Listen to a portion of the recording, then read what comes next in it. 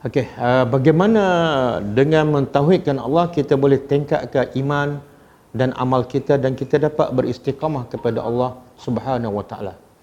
Okey, sebagaimana Allah sebut dalam Al-Quran, benda yang paling asas untuk kita meneguhkan iman kita, meningkatkan iman kita ialah, yang paling asas ialah dengan memahami, menghayati ayat-ayat Allah dalam Al-Quran. Sebagaimana Allah sebut dalam surah Al-Baqarah ayat 121, A'udzubillahi minasyaitonir rajim, allazina atainahumul kitab yatlunahu haqqa tilawatih ulaika yu'minuna bihi wa man yakfur bihi fa ulaika humul khasirun. Maksudnya Allah kata orang-orang yang diberi kitab kepada mereka, orang yang diberi kitab kepada mereka, yatlunahu, mereka membaca haqqa tilawatih, dengan sebenar-benar bacaan. Apa maksud sebenar-benar bacaan? Kata ulama, sebenar-benar bacaan ataupun haqqa tilawati maksudnya mesti ada 3 unsur. Pertama, dia baca lafaz Al-Quran dengan betul, makhrajnya, tajwidnya. Yang kedua, dia menghayati maksud ayat yang dia baca. Dan yang ketiga, dia beramal dengan apa yang difahami daripada ayat yang dia baca. Itu makna haqqa tilawati. Jadi Allah kata orang yang diberi kitab, Allah memuji orang yang diberi kitab. Apa yang Allah puji? Iaitu bila dia membaca Al-Quran ataupun kitab Allah dengan sebenar-benar bacaan. Baca dengan betul, baca dengan faham dan dia amalkan. Baru Allah kata, ulaika yu'minuna bihi. Itulah orang yang beriman dengan Al-Quran ataupun beriman dengan Allah. Maksudnya apa? Mereka tak mungkin beriman melainkan setelah mereka menghayati ayat-ayat Allah, mereka membaca dengan sebenar-benar bacaan dan mereka beramal. Jadi proses untuk mula beriman mesti bermula daripada menghayati ayat-ayat Allah, mentadabbur ayat-ayat Allah dan beramal. Selagi tak faham Al-Quran, selagi tak faham kitab Allah, tidak ada iman di situ.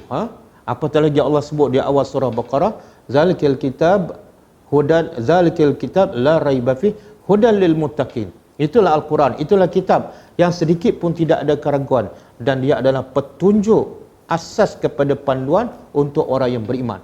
Jadi kalau tidak ada petunjuk, kalau tidak ada asas, bagaimana orang tu boleh jadi orang bertakwa ataupun menjadi orang yang beriman? Itu asas yang pertama.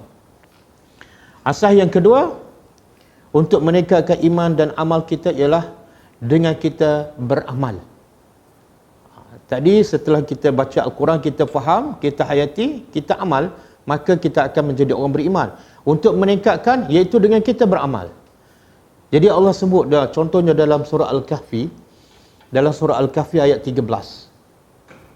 Allah memuji pemuda Al-Kahfi.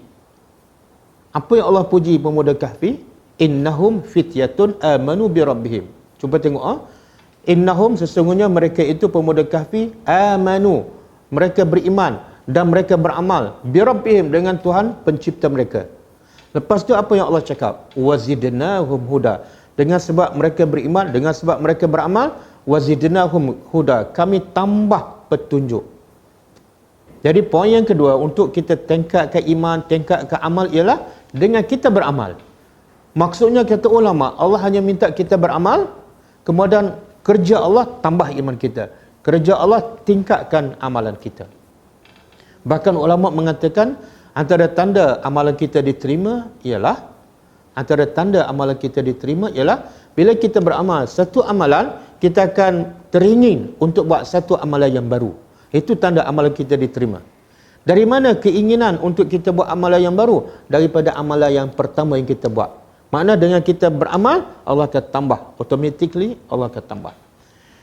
Begitu juga Allah sebut dalam surah Fussilat ayat 30, surah Fussilat ayat 30, Allah memuji orang yang beriman dan beristiqamah. Innal ladzina qalu rabbunallah summa istaqamu tatanazzalu alaihimul malaikah. Sesungguhnya orang-orang yang qalu, mereka berkata rabbunallah, Tuhan kami adalah Allah. Bila mereka berkata Tuhan kami adalah Allah, mana mereka mengakui mereka adalah hamba. Apa tanggungjawab, apa peranan hamba kepada pencipta, kepada Tuhannya? Mestilah percaya, mestilah mentaati, mestilah ikut apa saja perintah sebab kamu hamba. Jadi maksud qalu rabbunallah, orang yang Allah puji, mereka mengaku Tuhan, Allah adalah Tuhannya, dan mereka adalah hambanya. Bila sifat hamba ialah mesti sami'na wa ata'na. Kemudian Allah puji yang kedua, bukan setakat beriman, summastaqamu. Kemudian mereka beristiqamah dengan iman, dengan amal yang Allah dah tambah tadi disebabkan mereka telah beramal. Dan Allah kata, tatanazzalu alaihimul malaikah. Orang yang beriman, orang yang sentiasa tingkatkan iman dia, orang yang sentiasa tingkatkan amalan dia dan beristiqamah, Allah janji para malaikat akan sentiasa turun kepada mereka untuk apa? Untuk memberi berita gembira kepada orang yang sentiasa beriman, sentiasa beramal dan imannya dan amalnya sentiasa meningkat. Allah kata malaikat akan sentiasa turun dan akan memberi khabar gembira kepadanya. Alla takhafu, jangan takut. Jangan takut dengan kehidupan dunia, jangan takut dengan azab kubur, jangan takut masa depan di akhirat besok. Wala tahzanu, dan jangan kamu bersedih. Itu berita gembira. Dan wa abshiru bil jannah, dan bergembiralah bahawa kamu adalah ahli syurga. Wallahu alam.